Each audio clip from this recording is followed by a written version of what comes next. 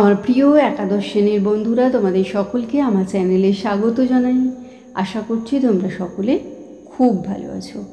আজকে আমি তোমাদের সংস্কৃতের ফার্স্ট সেমিস্টারের যে পদ্যাংশটি রয়েছে বর্ষা বর্ণনম, আমি সেই পদ্যাংশের উৎস, তার পূর্বাভাস আলোচনা করব। সেই সঙ্গে দুটো শ্লোক আমি তার শব্দার্থ এবং তার বঙ্গানুবাদও আলোচনা করে দেব। ইতিমধ্যেই যারা চ্যানেলটিকে সাবস্ক্রাইব করে নিয়েছো তাদের সকলকে অসংখ্য ধন্যবাদ জানাই। আর আজ যারা নতুন দেখছো তারাও চ্যানেলটিকে সাবস্ক্রাইব করে নিয়ে সাথে থেকো। চলো তাহলে শুরু করছি। তোমাদের ফার্স্ট সেমিস্টারের যে পদ্যাংশ রয়েছে বর্ষা বর্ণনম, সেই পদ্যাংশের উৎস নিয়ে প্রথমে আমরা একটু আলোচনা করে নিই। দেখো, উৎস হচ্ছে, লিখবে যে রামায়ণে 7টি কাণ্ড আছে। সেগুলি হচ্ছে আদি, অযোধ্যা, অরণ্য, কিষ্কিন্ধা, সুন্দর, লঙ্কা এবং উত্তরকাণ্ড। এই 7টি কাণ্ডের মধ্যে কিষ্কিন্ধা কাণ্ড মোট 67টি সর্গে নিবদ্ধ। সেখানে 28তম সর্গে বর্ষা বর্ণনমের 66টি শ্লোক আছে। পাঠ্যাংশের বর্ষা বর্ণনম রামায়ণম এর কিষ্কিন্ধা কাণ্ডের অষ্টাবিংশতি অর্থাৎ 28তম সর্গ থেকে নেওয়া হয়েছে। এবার আমরা একটু আলোচনা করে নিই পূর্বাভাস। দেখো, ইক্ষ্বাকু বংশের অযোধ্যা রাজ দশরথ দেবতার বরে লাভ করেন 4 পুত্র। কৌশল্যার গর্ভে রাম, কৈকেয়ীর গর্ভে ভরত এবং সুমিত্রার গর্ভে লক্ষ্মণ ও শত্রুঘ্ন। কৈকেয়ীর কাছে প্রতিজ্ঞাবদ্ধ রাজা দশরথ প্রতিজ্ঞা রক্ষার জন্য জ্যৈষ্ঠপুত্র রামচন্দ্রকে বনবাসে পাঠাতে বাধ্য হলেন। পিতৃসত্য পালনের জন্য রামচন্দ্র স্ত্রী সীতা ও ভাই লক্ষ্মণকে নিয়ে সুদীর্ঘ 14 বছরের জন্য বনে গেলেন। বনবাসে দণ্ডকারণ্যে থাকাকালে লঙ্কার রাজা রাবণ সীতাকে অপহরণ করে। সীতার অন্বেষণে রাম ও লক্ষ্মণ নানা জায়গায় ঘুরতে ঘুরতে ঋষ্যমুখ পর্বতে আসেন এবং তাদের সঙ্গে রাজ্যভ্রষ্ট সুগ্রীবের বন্ধুত্ব হয়। সেখানে বন্ধু সুগ্রীবের অনুরোধে তার ভাই কিষ্কিন্ধারাজ বালিকে বধ করে রামচন্দ্র সুগ্রীবকে বানর রাজ্যে অভিষিক্ত করলেন। এরপর সুগ্রীব নিজে রাজ্য ভোগ সুখে মেতে ওঠেন এবং রাম ও লক্ষ্মণ তখন মাল্যবান পর্বতে থাকেন।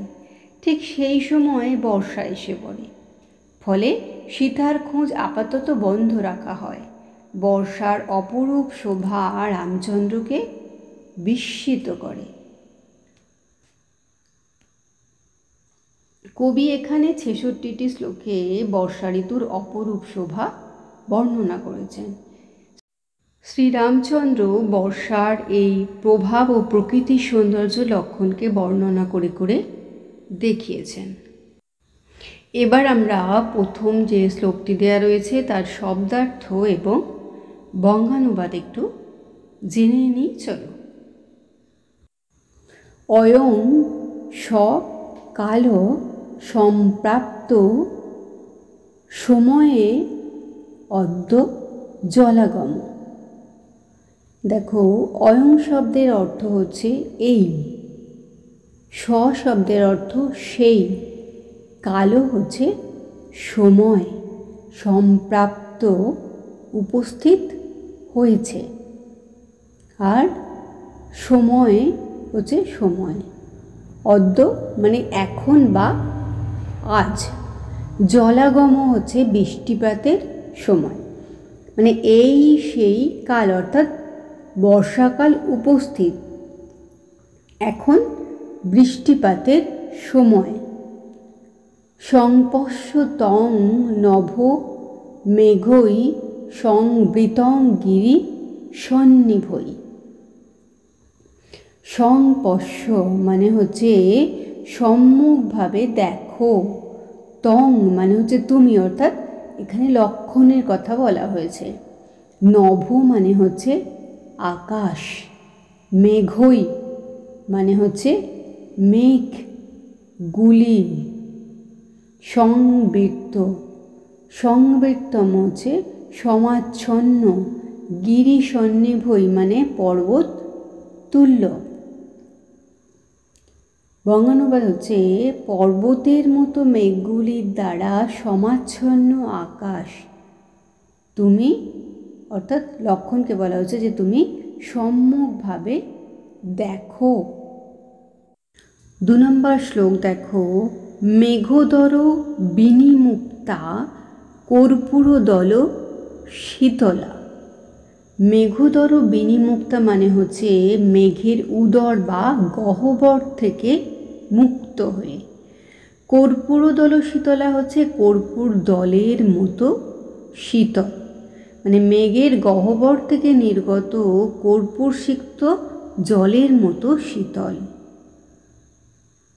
সক্কম অঞ্জলিভি পাতুম বাতা কেতক গন্ধীন। সক্ষম মানে হচ্ছে সমর্থ বা যোগ্য। অঞ্জলিভি হচ্ছে অঞ্জলি ভরে। পাতুম হয়ে যাচ্ছে পান করতে। বাতা হচ্ছে বাতাসেরা। কেতক গন্ধীন হচ্ছে কেয়া ফুলের গন্ধযুক্ত, মানে কেয়া ফুলের গন্ধবাহী বাতাস অঞ্জলি ভরে পান করার যোগ্য। আজকে আমি তোমাদের এই দুটো শ্লোক আলোচনা করে দিলাম। পরবর্তীতে আমি আরও এর পরের শ্লোকগুলো আলোচনা করব। আশা করছি সকলেই বুঝতে পেরেছো। ভিডিওটি দেখার জন্য তোমাদের সকলকে অসংখ্য ধন্যবাদ জানাই। ভালো লাগলে লাইক করো, কমেন্ট করো, বন্ধুদের মধ্যে শেয়ার করো। আর আগামী দিনে নতুন নতুন ক্লাসগুলো পাওয়ার জন্য অবশ্যই চ্যানেলটিকে সাবস্ক্রাইব করে নিয়ে সাথে থেকো। আর তোমরা সকলেই খুব ভালো থেকো।